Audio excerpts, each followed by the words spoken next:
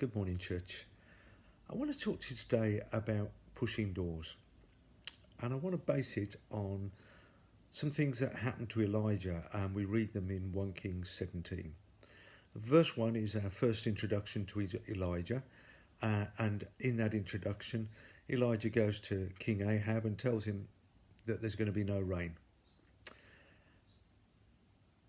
Verse 2, it then says, "And the word of the Lord came to Elijah and told him to go to Kerith ravine to the east of the Jordan."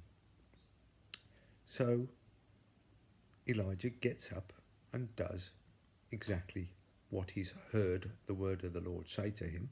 And when he gets there, God provides ravens to feed him, and the brook has water for him to have water, so he has food and drink.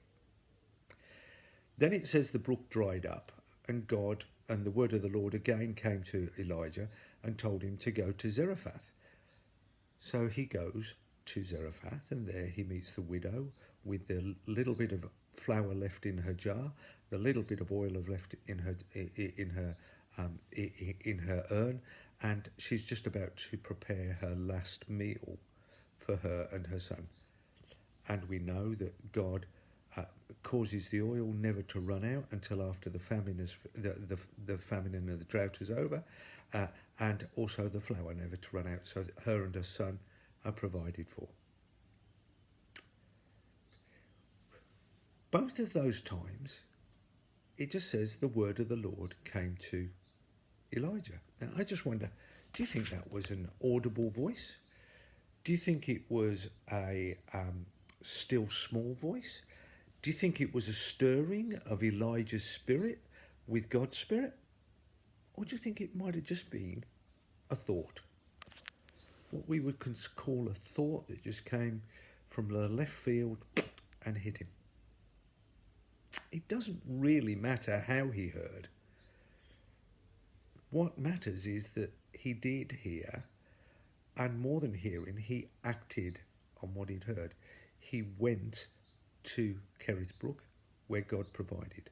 He went to Zarephath, where God provided. Later on, he's talking to Obadiah, and again, they just obey and do what they're told, and when they follow through, God provides. Following Elijah's meeting with Obadiah, Obadiah goes and tells Ahab where Elijah is. That's what Elijah had asked him to do, and Obadiah was scared that Elijah was going to run away and he was going to get beheaded because he'd fooled the king, but he obeyed. From that comes the confrontation on Mount Carmel between God and Elijah versus the prophets of Baal and the prophets of Asherah, and the sacrifice where they prayed that their God would light and burn up the sacrifice. And of course, the prophets of Baal, that failed. God sent down the fire and consumed the sacrifice, and amazing victory for God.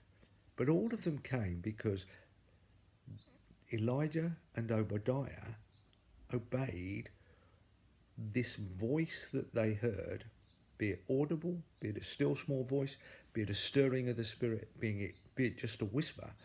They obeyed, they were strong, and they were bold, and they were courageous, and they stepped out and they pushed the door. I just want to ask you, what's God saying to you? Whether it be in an audible voice, whether it be through his word, whether it be through brothers and sisters, whether it be through that still small voice, a conviction in your spirit, or just a thought coming into your head. What might God be saying to you? Can I encourage you to pray to the Lord and say, Lord, I want to step out in this. If it's from you, please push the door open. If it's not from you, then please close it. If you do that, you'll find that where the doors and those thoughts and that is a word from God, those doors will fly open and people will be blessed. You will be blessed because you've responded to God. Let me pray.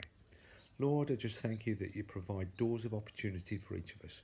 Show us those doors and help us to have the strength and the courage to step through them, to enjoy your blessing and to be blessed to bless others for your name. Amen.